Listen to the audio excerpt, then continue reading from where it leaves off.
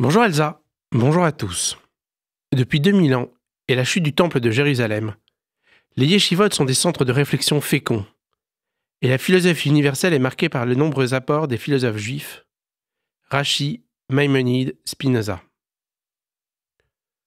Jusqu'aux Lumières, la contribution des Juifs à l'art est limitée, ce que certains ont expliqué par la spiritualité juive. Ernest Renan déclare ainsi « Votre Parthénon, c'est la Bible ». Est-ce que les antisémites, dont le compositeur Richard Wagner, ont justifié par une prétendue incompatibilité entre la mentalité juive soi-disant mercantile et le caractère désintéressé de l'art. Je me pencherai aujourd'hui sur la question de l'existence d'un art juif. Existe-t-il un art juif, comme il existe un art égyptien incarné par les pyramides, un art grec incarné par la victoire de Samothrace ou la Vénus de Milo, un art hollandais incarné par Rembrandt? La vocation de l'art est de dépasser le singulier afin de tendre à l'universel. Malgré les illustrations que je viens de donner, art grec, égyptien, hollandais, la notion d'art national est donc éminemment discutable. Parler d'art juif l'est encore davantage. D'une part, la représentation des objets sensibles est prohibée par le deuxième commandement, qu'énonce le livre de l'Exode. Tu ne feras point d'idole, ni une image quelconque de ce qui est en haut dans le ciel, ou en bas sur la terre, ou dans les eaux au-dessous de la terre. D'autre part, la dissémination de la diaspora entraîne l'inscription des Juifs dans des cadres sociaux et des territoires résolument distincts. Quel art en commun entre un Juif émancipé d'Europe occidentale, un Chassid du Yiddishland, un Séfarade de la Mela? En raison de ces tensions, les histoires de l'art juif, qui apparaissent au milieu du XIXe siècle, ont d'abord été une histoire de l'art hébraïque, puis une histoire de l'art israélite, avant de devenir un catalogue d'artistes juifs ou au mieux d'œuvres d'art juives. Élargissons un temps la perspective. Les Lumières constituent une double rupture, pour l'histoire de l'art, qui se constitue comme science à partir du XVIIIe siècle, comme pour les Juifs, qui cessent avec l'émancipation d'appartenir à des communautés légales distinctes pour s'intégrer dans les sociétés environnantes. La question de nationalité, qui accompagne cette évolution historique, se traduit dans le monde juif par le développement du sionisme. Les Juifs envisagent à leur tour de fonder une nation.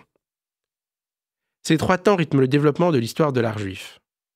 Premier moment, l'histoire de l'art hébraïque, au début du XIXe siècle, encore marquée par la campagne d'Égypte de Napoléon, prime les considérations archéologiques qui permettent d'insister sur l'ancienneté et donc la légitimité des peuples. L'art juif. Ce sont alors les vestiges du mur du temple, que des archéologues font même remonter jusqu'à Salomon. L'ouverture au musée du Louvre en 1853 d'une galerie judaïque constitue une consécration. Deuxième moment, l'histoire de l'art israélite. À la suite de l'émancipation de 1791, les Juifs de France sont intégrés à la nation. La notion de nation juive disparaît, sous l'effet de la confessionnalisation, c'est-à-dire l'alignement du judaïsme sur le christianisme comme foi et non plus comme pratique. Dans cette perspective, le judaïsme est cantonné à la sphère privée, conformément à la laïcité.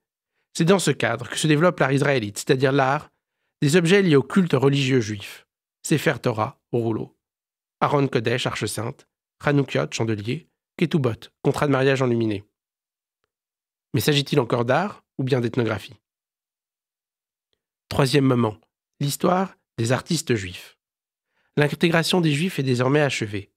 Camille Pissarro, quoique juif, est un peintre impressionniste, mais pas un artiste juif. Il n'a jamais représenté la moindre scène ni motif juif.